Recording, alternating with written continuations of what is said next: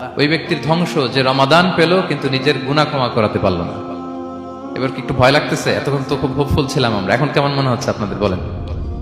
রমাদান পেলাম কিন্তু মুক্তি নিশ্চিত করতে পারলাম না।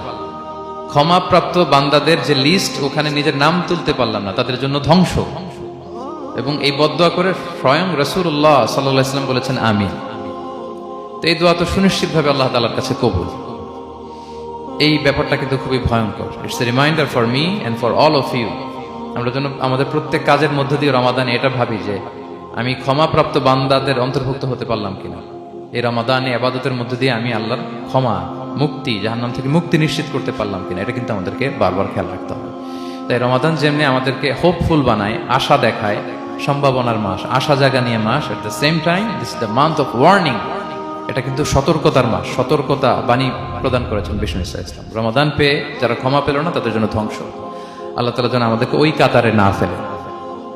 আল্লাহুম্মা জাআলনা মিন উতাকাইকা মিনান নার ফি শাহরি রমাদান, আল্লাহুম্মা আমিন।